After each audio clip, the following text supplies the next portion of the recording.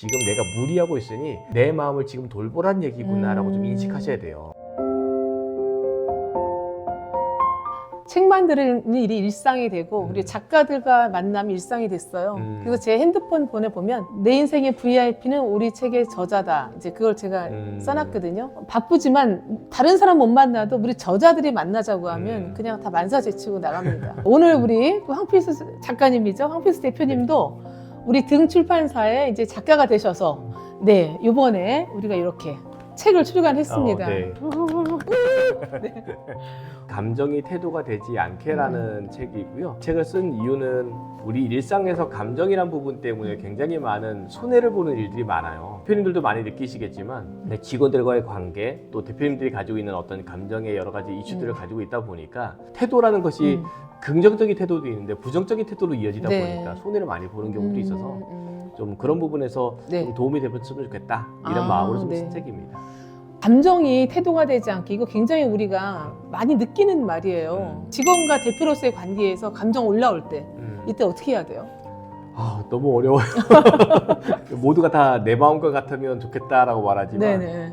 만약에 제 마음과 똑같은 여기에 황필수가 또 한 명 있다 그러면 그렇죠. 저는 저를 또 못마땅하게 생각할 것 같기는 그렇죠. 해요. 뭔가 한다는 것이 어려운 건데 네. 관계 정리라고 하거든요. 그러니까 나는 위고 너는 아래야 이게 네. 아니에요. 어디까지가 서로 안전한지를 계속 구분하는 작업들이 필요한 것 같아요. 나는 여기까지가 안전해, 너는 네. 여기까지가 안전해. 그 거리를 맞춰야 되는데 이걸 맞추는 게 대화거든요. 우리나라가 또 대화를 잘 안 하잖아요. 그렇죠. 네, 그냥 말하면 따라와야 되고 네. 너 왜 그렇죠. 나한테 이런 걸 시키냐 뭐 별 얘기들이 오고 가다 보니까 결국엔 작은 문제들이 쌓이고 쌓여서 네네. 감정이 되어지다 보니까 그게 나중에 폭발로 이어지고 그렇죠. 그게 이제 태도화가 된 건데 그러니까 직원은 그만둬버리면 끝나고 사실서 딱 내고 네, 나는 이 직장을 떠나리라 뭐 이러고 네, 근데 대표님들도 아시지만 우리도 결국엔 사람이잖아요. 네. 네, 우리도 상처받잖아요. 네. 대표들이 직원 때문에도 감정 소모하는 게 많잖아요. 그럼요. 어려운 일 같은데 중요한 말씀하시는 것 나의 안전한 선도 있지만 직원한테도 어떤 안전한 선이 있을 것 같아요. 그렇죠. 그 선을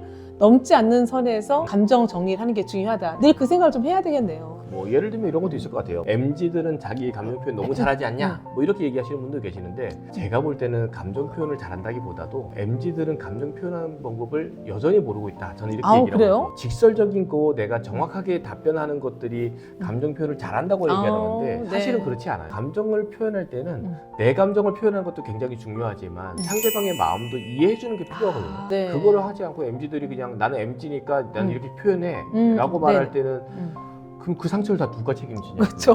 네, 사실은 감정을 표현하고 살아간다는 것은 내가 잘 표현도 해야 되지만 상대방이 잘 받아들일 수 있는 그 관계 유지가 굉장히 중요한 부분이 있어요. 감정을 앞세우기 전에 상대방의 감정까지 조금 생각을 해야 된다는 그렇죠. 거잖아요. 이 말을 했을 때 어떻게 듣겠다. 그렇죠. 어떤 상대방 마음이겠다는 것까지 조금 들여다보라는 거잖아요. 맞아요. 근데 그러려면 조금 여유가 필요할 것 같아요. 그렇죠? 그렇죠. 여유가 필요한데 우리가 이제 여유를 가지는 것에 대해서 잘못 생각하면 내가 참는 거로 또 생각을 하세요. 그렇죠. 맞아요. 네, 여유와 참는 것은 다릅니다. 그래서 내가 참다 보면 폭발을 하는데 여유라는 것은 내가 적절한 시기와 때를 이해하고 네. 그 시기와 때에 맞는 말과 표현을 할 수 있는 사람을 우리가 여유 있다고 얘기하죠. 네. 쉽게 말하면 여유라는 것은 내가 여유 있게 걸어가는 행위를 한다거나 낚시를 할 때도 기다림의 시간들을 가지는 걸 여유라고 말하거든요. 근데 우리는 그렇게 생각하지 않고 여유는 참는 거로 생각하니까 좀 오해가 있는데 네. 그건 좀 바르게 좀 잡아가면 좋을 것 같습니다. 우리 이 책 제목이 감정이 태도가 되지 않게잖아요. 근데 감정이 태도가 되지 않는다는 건 정말 어려운 것 같아요. 예를 들어서 저 친구한테 정말 기분 나쁜 감정이 있어요. 근데 태도가 되지 않게 한다는 거는 그 기분 나쁜 감정을 표현하지 말라는 그런 뜻인가요? 아니에요. 네. 표현하지 않는 거는 참는 거를 얘기하죠. 감정을 참는 것이 아니라 감정이란 것이 내가 올라올 때까지 과정이란 게 항상 있어요. 내가 어느 날 갑자기 화가 나지 않은 상황에 있다가 갑자기 누가 건들면 갑자기 확 나는 게 아니라 그 감정의 단계들이 있거든요. 단계가 없이 훅 올라오는 사람들을 우리가 전문 용어로 이렇게 말하죠. 분노 조절 장애 이렇게 얘기하죠. 근데 이거는 정말 분노 조절 장애인 거고 이 사람은 치료가 필요한 상황입니다. 일반적으로 우리는 감정이란 단계가 있게 되고 그 감정의 단계 중에서 폭발하기 전에 내가 참을 수 있는 그 단계가 있어요. 참을 수 있는 단계가 오기 전에 내가 적절한 언어로 표현하는 거죠. 예를 들면 너가 나한테 이렇게 행동하거나 말할 때 나는 기분이 나쁘네. 그렇게 하지 않았으면 좋겠어 라는 어떤 거리감을 두는 연습을 네. 하면 좋아요. 그렇게 되면 상대방도 주의를 하게 되거든요. 네네. 안전한 단계에 대한 조절, 나 네. 여기까지가 안전해라는 것을 계속 네. 표현해 줘야지. 네. 그래야 상대방이 넘어오지 않게 되는 경우도 있죠. 물론 이제 어느 정도 좀 지나고 나면 화가 날 때가 있죠. 뭐 저도 모르게 순간적으로 화가 나기도 해요. 그렇게 하지 말라고 이렇게 말하기도 하는데 네. 이렇게 표현되어지지 않는 것이 우선이지만 그래도 내가 너무 감정이 우악해서 뒷수습이 되지 않게까지 가지 않도록 책의 제목이 감정이 태도가 되지 않게는 감정이 태도가 되지 않게 감정을 좀 조절해라 라든가 상대방의 안전한 구도도 좀 생각해라. 감정이 태도가 되지 않게 어떻게 하라라는 뜻이네요. 그렇죠? 맞아요. 그럼 이 책 보면은 좀 그 답이 있어요? 네, 굉장히 많은 답이 이제 그러면 공개됐습니다. 이 책을 보면 감정이 태도가 되지 않게 뭐뭐뭐 하라가 이 책 속에 담아 있는 거네요. 맞아요. 대표님들 같은 경우에 갑을 관계로 막 참게 되는 거 있잖아요. 스트레스가 쌓이잖아요. 사실은 돈을 준다고 해서 받지 말아야 될 것들까지 받을 필요는 없거든요. 예를 들면 우리가 식당에 가서 밥을 먹을 때 라면을 시키면 라면과 어울리는 반찬 정도 우리가 받는 것에 대한 값을 지불하잖아요. 네. 그럼 우리 거기에 대한 서비스를 받으면 돼요. 네. 근데 우리가 거기다 대고 과한 요구를 할 수 없거든요. 예를 들면 난 라면을 시켜놓고 스테이크 왜 안 나오냐, 제대로 안 하냐 이럴 필요는 없는 거죠. 그래서 내가 정당한 돈을 냈으면 정당한 서비스를 받으면 되는 건데 이게 갑이라고 말하는 사람들이 일명 내가 돈을 지불하기 때문에 이렇게 행동해도 된다라는 그런 관계가 성립된 것처럼 보여지긴 하잖아요. 근데 이게 사실은 갑이라고 말하는 또는 갑질을 하는 그 사람들을 보게 되면 감정이 굉장히 표현할 줄 모르는 사람인 경우들이 굉장히 많아요. 그러면 나도 감정이 좀 상하죠. 우리가 이럴 때에 상대방이 말한다고 해서 거기 또 휘말릴 필요도 없습니다. 그분들이 그냥 감정적으로 좀 잘 표현이 안 되는 사람인가 보다, 그냥 약한 사람인가 보다 이러고 말아야지 뭐 그분들 보고 가서 뭐 상담을 받으지 이럴 수는 없으니까. 그리고 이런 경우도 있잖아요. 서로 이제 얘기를 하다 보니까 서로 안 좋아졌어요. 어떻게 보면 사실 대단한 문제도 아니야.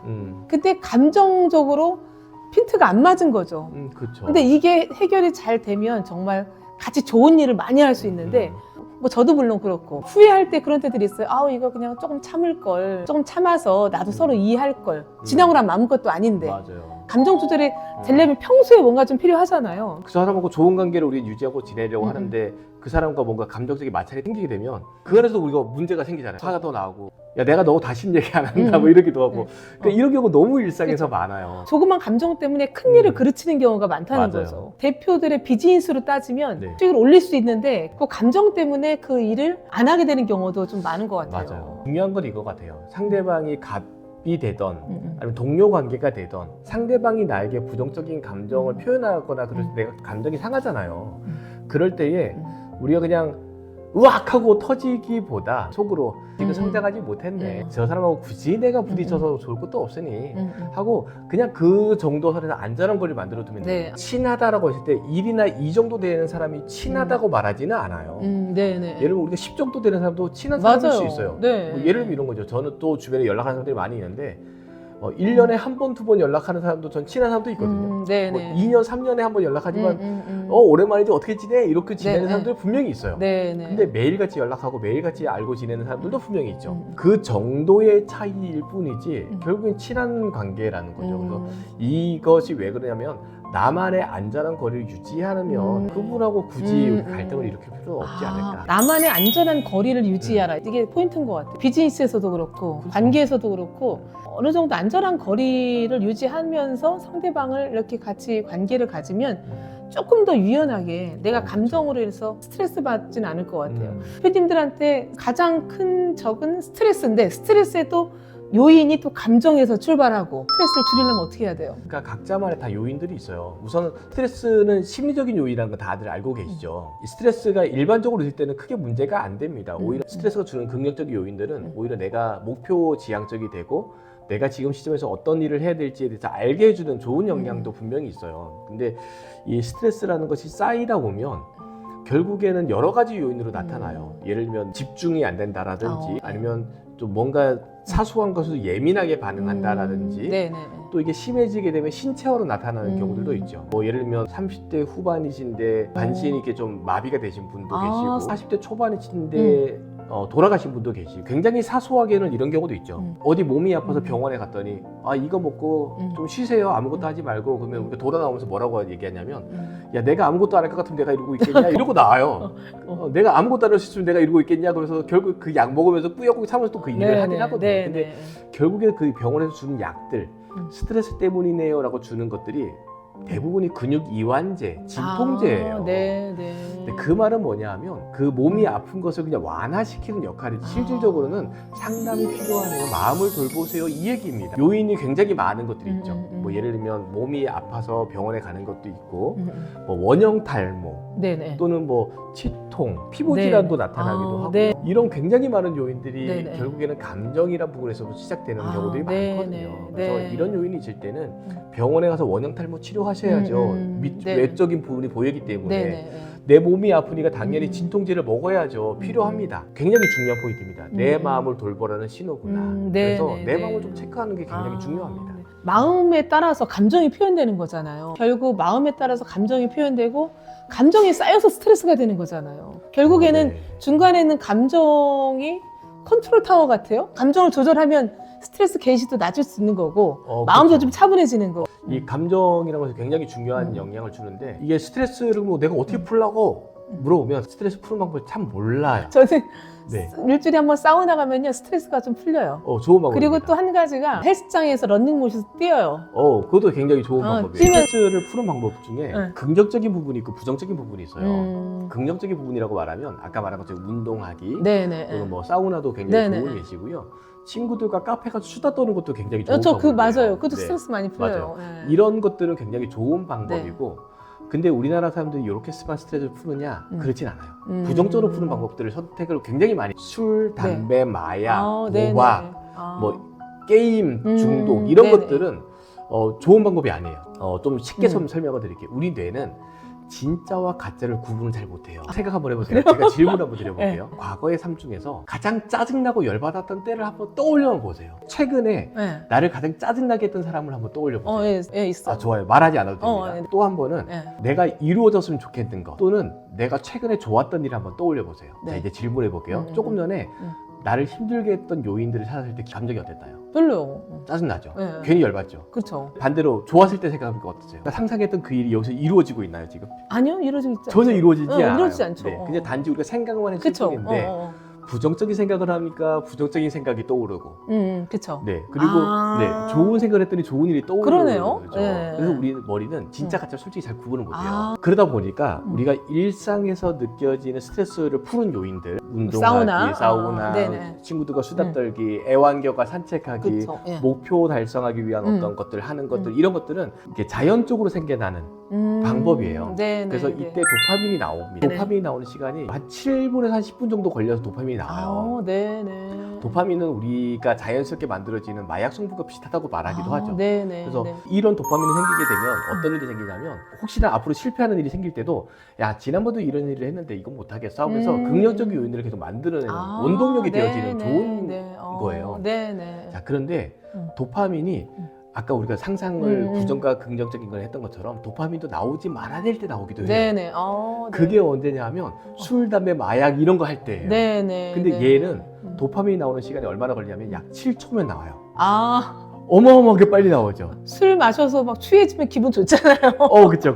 근데 이렇게 도파민이 나오기 시작하면 사람들이 더 이상 일상생활 속에서 나오는 도파민을 찾으려고 하지 않아요. 그러다 보니까 이게 담배를 피고 술을 먹고 하다 보니 중독으로 가게 되고 결국 내 몸과 마음을 다 망치게 되는 일들이 생기기도 하죠. 그래서 이렇게 하는 스트레스 기법은 별로 좋은 방법은 아닙니다. 그래서 저는 술 드실 때도 기분 좋을 때 드세요 라고 얘기하고요. 때를 피지 마세요 라고 그냥 얘기해요. 결국에는 우리가 마음을 어떻게 갖냐에 따라서 이제 감정으로 표현되고 맞아요. 감정이 어떻게 표현에 따라서 스트레스가 높아지고 이렇게 되는 거잖아요. 결국에는 이제 우리 마음을 조절하려면 내 마음의 상태를 알고 내 마음에 어떤 변화가 있는지를 알고 구분해서 감정으로 발산되기까지 이 책 보시면 스트레스 지수도 낮추시고 조금 더 한 템포 이렇게 좀 늦춰서 비즈니스 하시는데 큰 도움이 되실 것 같아요. 큰 도움 되는 거 맞죠? 그럼요. 대표님들이 굉장히 열정적으로 일을 하시잖아요. 열정률도 많이 올리기 위해서 굉장히 노력 많이 하시는데 감정을 실제로 돈으로 계산이 될까요? 네. 안 될 것 같은데요? 감정이 돈으로 계산됩니다. 감정이란 문제 때문에 네. 기업의 매출과 실제로 성과에 굉장히 많은 영향을 줍니다. 아, 네. 그래서 이 감정이란 것이 굉장히 추상적이고 이론적이고 실제 매출과는 상관없을 거라고 생각하지만 기업 매출에 굉장히 많은 영향을 줍니다. 그래서 이런 연구 결과들이 네. 굉장히 많이 있어요. 그래서 우리가 감정이란 것을 단순하게 지나가는, 잊어버리는, 사라지는 걸로 생각할 것이 아니라 이 감정이 우리 회사의 매출에 지대한 영향을 미치고 있다 생각해 보시면 네. 왜 내가 감정을 조절해야 되는지에 대해서 아마 명확하게 알 수 있을 것 같습니다. 기업의 성장을 위해서 결국에는 이제 혼자 할 수 없잖아요. 왜 그렇죠. 직원들과 함께 해야 되잖아요. 감정을 잘 컨트롤하는 거 거기에 조금 집중할 필요가 있겠네요. 그렇죠. 네, 굉장히 네. 중요한 부분입니다. 네, 우리 직원들이나 그 대표님들 성장을 위해서 조금 감정에 대해서 예민하게 한번 생각해 보시면 좋을 것 같고요. 그리고 감정이라는 부분을 학습을 통해서 감정이 기업의 성장이나 개인의 성장을 도울 수 있다는 거를 좀 명확하게 인식하면 좋을 것 같아요. 대표님도 여러 가지 일들 때문에 고민도 많으시고 또 여러 가지 돌봐야 될 것도 많으시지만 무엇보다 중요한 대표님들의 그런 감정들을 좀 돌아보시고 또 직원들이 있다고 하면 직원들의 그 감정들도 돌아보실 때에 대표님들의 그 회사의 성장도 굉장히 놀라운 변화들이 일어나게 될 것이라 생각을 하고요. 좋은 결과들도 이어지면 좋겠고 그 시작점이 바로 감정이란 부분이니까 좀 돌아볼 수 있는 계기들이 되었으면 좋겠다라는 생각을 해봅니다. 네, 감사합니다. 네, 감사합니다.